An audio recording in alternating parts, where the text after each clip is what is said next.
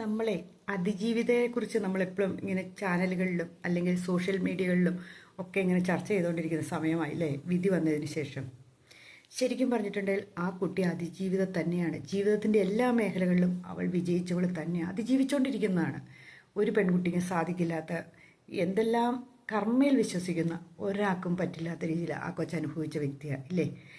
ശരിക്കും പറഞ്ഞാൽ അവൾക്ക് നീതി കിട്ടിയോ? ഇല്ല എന്ന് വേണമെങ്കിൽ പറയാം. നമ്മളാരും കോടതിയെ കുറ്റപ്പെടുത്താനൊന്നും പോകുന്നില്ല. പക്ഷേ ഇനിയുമുണ്ട് കോടതികൾ, മേൽക്കോടതികൾ ഇഷ്ടം പോലെ ഉണ്ടല്ലോ ഇല്ലേ. എവിടെയെങ്കിലും നീതി കിട്ടുമായിരിക്കും, കിട്ടാതിരിക്കില്ല. എത്ര തെളിവുകളുണ്ടെങ്കിലും നമ്മളൊന്ന് ചിന്തിച്ചോ, ഒരു കാര്യം മാത്രം നമ്മൾ ചിന്തിച്ചാൽ മതി. എവിടെയാണ് ഒരു റേപ്പ് നടന്ന ശേഷം അതിൻ്റെ വീഡിയോ എടുത്ത് മറ്റൊരാൾക്ക് അയച്ചു കൊടുക്കുന്ന അവസ്ഥ ഉണ്ടാകുന്നത്? അപ്പോൾ അതിനകത്തൊരു കൊട്ടേഷൻ ഉണ്ട് ഇല്ലേ. അതാരെങ്കിലും പറയുന്നുണ്ടോ? കഴിഞ്ഞ ദിവസം ഞാനൊരു ചാനൽ ചർച്ചയ്ക്കകത്ത് ഒരു അഡ്വക്കേറ്റ് ഇരുന്ന് പറയുന്നത് കേട്ടതാണ്. എനിക്ക് തോന്നി അത് ശരിയായ കാര്യവുമാണെന്ന്.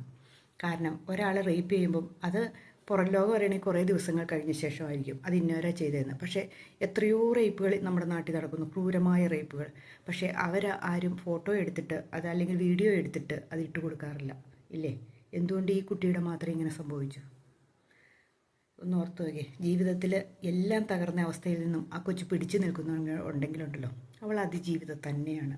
അതിനുള്ള ധൈര്യം ലോകത്തിലുള്ള എല്ലാ പെൺകുട്ടികൾക്കും ഒരു മാതൃകയാണ് ആ പെൺകുട്ടി ഇല്ലേ.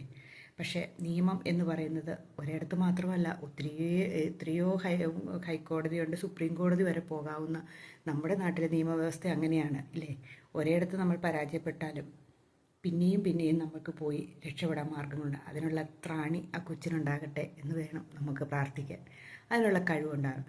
ഇനി ഇതിൽ കുറ്റവിമുക്തനായി എന്ന് പറയുന്നവരൊന്നും ജനങ്ങളുടെ മനസ്സിലൊന്നും കുറ്റവിമുക്തനാകുകയില്ലെന്നേ. കാരണം ജനങ്ങൾക്കത് ബോധ്യം വരണം ഇല്ലേ. ഇല്ല, നിസ്സാരക്കാരനാണ് അല്ലെങ്കിൽ അയാൾ ഒരു തെറ്റും ചെയ്തിട്ടില്ല എന്ന് ബോധ്യം വരണം. അല്ലാതെ ചുമ്മാ ആരെയെങ്കിലും അതിലേക്ക് വീണ്ടും വലിച്ചിഴച്ച് വേറൊരു നടിയുടെ പേര് പറഞ്ഞ് അവരെ അതിലേക്ക് വലിച്ചിഴച്ചുകൊണ്ടിരുന്നിട്ട് വല്ല കാര്യമുണ്ടോ? ഇല്ലേ, ശരിയല്ലേ. അപ്പോൾ ജനങ്ങളുടെ കോടതിയിൽ അതിനുള്ള ശിക്ഷ എന്താണെന്ന് വെച്ചാൽ ജനങ്ങൾ തന്നെ കൊടുത്തിട്ടുണ്ട്. കുറച്ച് പേര് കാറാനും കൂവാനും ഒക്കെ കൂടിയെങ്കിലും യഥാർത്ഥത്തിൽ എല്ലാവരുടെയും മനസ്സിലറിയാം എന്താണ് സംഭവം എന്ന് ഇല്ലേ. അതാണ് യഥാർത്ഥ വിധി. നമ്മളൊരു ഇലക്ഷന് വോട്ട് കുത്തി അത് വിജയിക്കുന്ന സ്ഥാനാർത്ഥിയെ പോലെ അല്ലല്ലോ ഇത്. ഇതിന് പിന്നെയും പിന്നെയും അതിൻ്റെ പുറകെ പോകാനുള്ള ഹൈക്കോടതിയായി മേൽക്കോടതികളിലും ഒക്കെ പോകാനുള്ള അനുവാദം നമ്മുടെ രാജ്യത്തുണ്ട്. അപ്പം ഒരിടത്തെ വിധി മാത്രം അന്തിമ വിധിയാണ്, അത് ജയമാണെന്നും പറഞ്ഞിരിക്കണ്ട അല്ലേ. ശരിയല്ലേ ഞാൻ പറഞ്ഞത്?